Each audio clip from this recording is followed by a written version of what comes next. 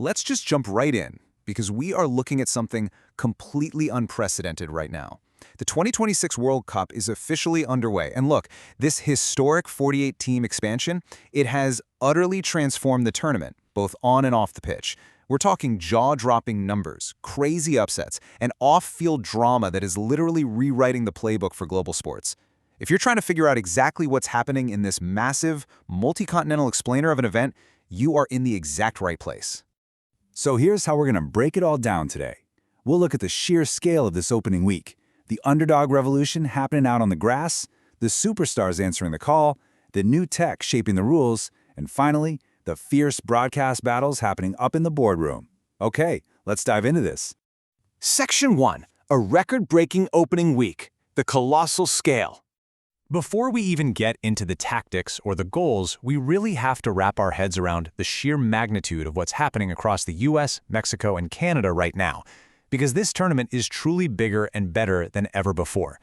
281,223. That is the new all-time daily attendance record for a World Cup, and it was set on June 16th. Over 280,000 fans passed through the turnstiles across just 4 group stage matches, and that includes France against Senegal and Argentina taking on Algeria. This officially shatters the old daily record of 277,070, and keep in mind, that old record had stood totally untouched since the 1994 tournament in the United States. At this pace, FIFA is on track to break its all-time cumulative attendance record before the group stage is even over. And you know, the scale extends way beyond the stadiums. We're talking nearly 25 million viewers tuning in across Fox and Telemundo just to watch the U.S. men's national team secure that dominant 4-1 opening win over Paraguay. I mean, 25 million. That is a massive domestic audience. It proves that the home soil advantage and those sweet primetime slots are paying immediate, record-breaking dividends for broadcasters. But hey, scale doesn't mean much if the product on the field isn't entertaining, right? Well, in the first 24 matches of this tournament, we saw a staggering 75 total goals. If you do the math, that averages out to 3.13 goals per game. To put that into perspective, we haven't seen a scoring rate this high at this stage of a World Cup since 1958. So yeah, the expanded format is delivering an absolute explosion of offensive football.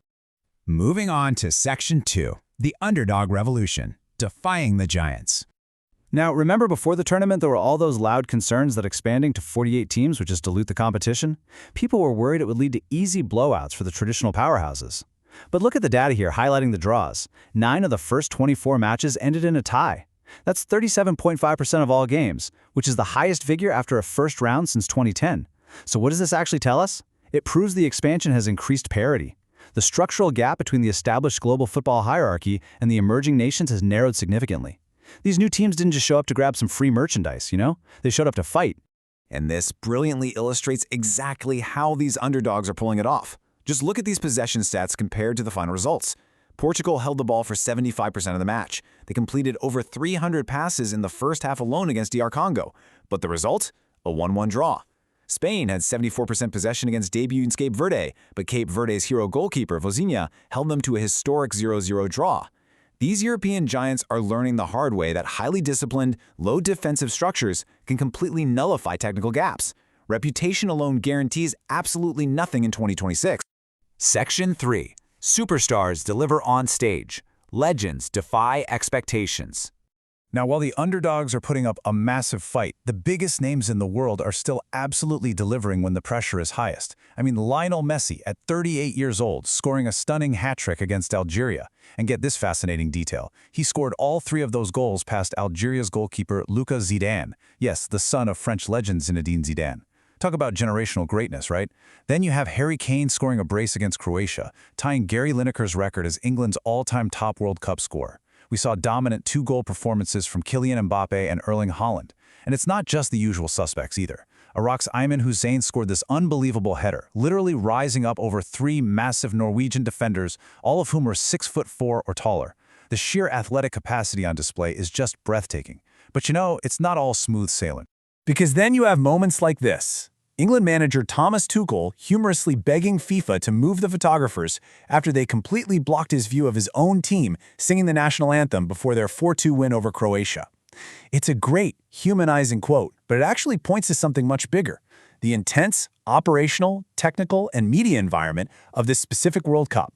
Everything is magnified, and everyone is fighting for space. Which brings us to Section 4, VAR and New Technology, Precision and Controversy. We are seeing a major technological paradigm shift right now, and it's causing some fierce debates. Just look at the fiery opener between Mexico and South Africa that featured 3 red cards. Here is how the review workflow actually operates to manage those massive moments in 2026. Step 1, an incident occurs, say a harsh tackle by a South African midfielder.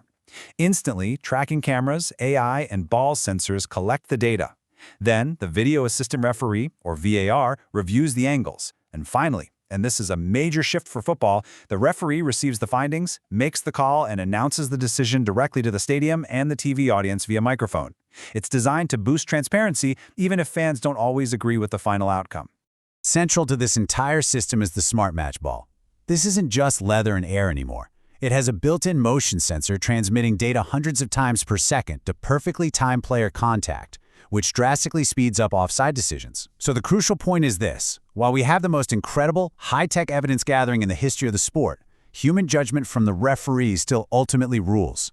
The tech provides the proof, sure, but the referee still assesses intent and context to apply the law. Section 5. The Broadcast Ad Battles. Pitch to Boardroom. The 2026 World Cup isn't just changing the rules on the field, it is revolutionizing sports business strategies. For the very first time, FIFA is actually allowing broadcasters to sell in-game advertising during newly introduced hydration breaks. Networks like Fox in the US, DAZN, and beIN are jumping on this with aggressive ad insertion, running commercials during these pauses. Meanwhile, Telemundo opted out, keeping their broadcast traditional and uninterrupted. And UK broadcasters like ITV, they're restricted by local ad regulations anyway. But this new freedom has caused some early friction. Fox actually missed 10 seconds of live second-half action against Mexico because a commercial break ran long. Fox explained to FIFA that they were simply unaware the referee had called a water break and, well, FIFA accepted the explanation without any punishment. What you really need to take away from this is the profound tension it creates. It's this massive tug-of-war between incredibly lucrative new revenue opportunities and the sacred, uninterrupted match coverage that football fans totally expect. And why this matters is pretty simple. Those massive record-breaking audience figures we talked about earlier, they heavily suggest that this hydration break advertising is going to be a huge component in boosting the value of future World Cup media rights deals. The business of football is evolving just as fast as the tactics on the pitch.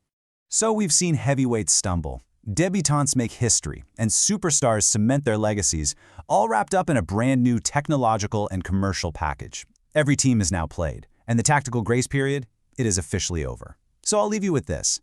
With new semi-automated technology monitoring every single inch, disruptive ad breaks changing the viewing rhythm, and fearless underdogs proving they can completely defy those possession stats, who will actually survive the knockout rounds? This is shaping up to be the most deeply unpredictable tournament in history. Keep watching, keep learning, and I'll catch you in the next explainer.